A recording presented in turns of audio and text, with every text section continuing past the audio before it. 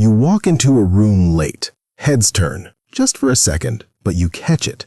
And in that second, something activates, a quiet but insistent awareness that you have just become, briefly, the most visible person in the room. You find a seat, you settle in, but your mind doesn't. For the next several minutes, a background process runs, replaying the entrance, assessing the damage, constructing explanations nobody asked for. You wonder if the person by the door noticed the way you fumbled, whether the group near the window clocked the expression on your face. You build an entire internal file on a moment that lasted 3 seconds. Here's what was actually happening on the other side of the room. Nothing. They glanced, the way eyes instinctively move toward motion, and then they went back to their own thoughts, their own worries, their own quietly running background processes. You were visible for a moment, then you weren't. The room moved on before you even sat down. So why didn't you? It would be easy to file this under shyness or low self-esteem, a problem belonging to a particular type of person, the anxious ones, the self-conscious ones, the ones who haven't yet learned to stop caring what people think. But that's not what the research shows. This happens to most people, across personality types, confidence levels, and social experience. The specific trigger changes. A late entrance, a stumbled sentence in a meeting, an outfit you second-guessed on the way out the door. But the underlying mechanics are remarkably consistent.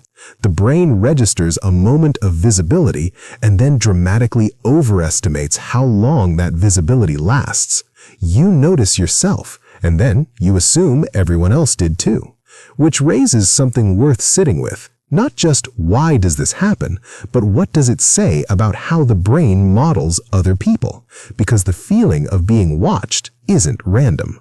In the late 1990s, psychologist Thomas Gilovich ran a simple experiment at Cornell. He had students wear a t-shirt with a large, slightly embarrassing image on the front, and then walk into a room full of other students. Afterward, he asked the wearers to estimate how many people in the room had noticed the shirt. They consistently overestimated, by a lot.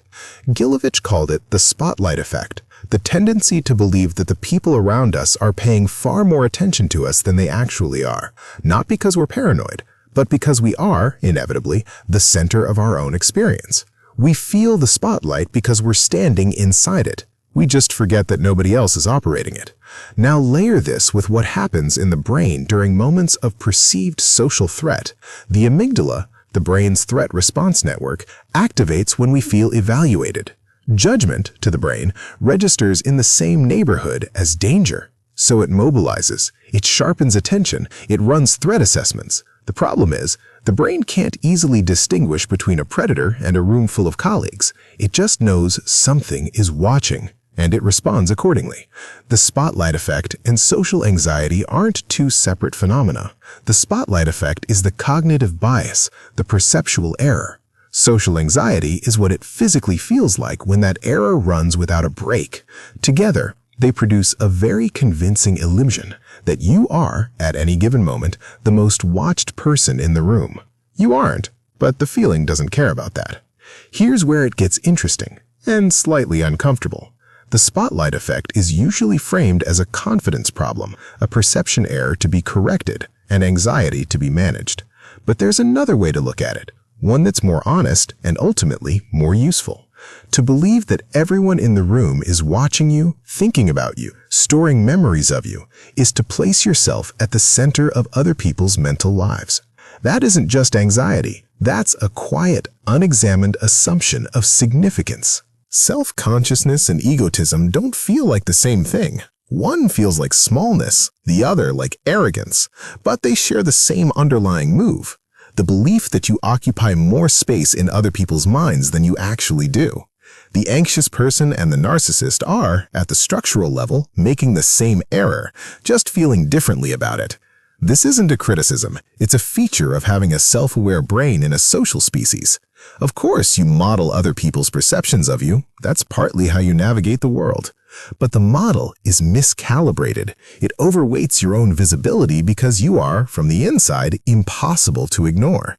The spotlight feels real because you are real, vivid, present, and impossible to escape from your own perspective. Everyone else is just less interested than your brain insists. So here's the relief, and it's sharper than nobody cares. Everyone around you is running the same background process. The person who watched you walk in late was, 3 minutes earlier, replaying something they said in a conversation that morning. The colleague who seemed to clock your expression is quietly constructing their own internal file on a moment nobody else remembers. Everyone in the room is the star of their own private drama, too absorbed in their own spotlight to sustain much attention on yours. The spotlight isn't real. But more importantly, it was never really about them. It was about how much space you were taking up inside your own head. The judgment you were dreading was always your own, projected outward onto faces that had already moved on. That's the shift. Not stop caring what people think, that's useless advice dressed up as wisdom, but rather recognize that the audience you're performing for exists almost entirely in your own mind. Which leaves one question worth sitting with. If you knew for certain no one was watching, what would you do differently? You should watch this video next. I think you will like it.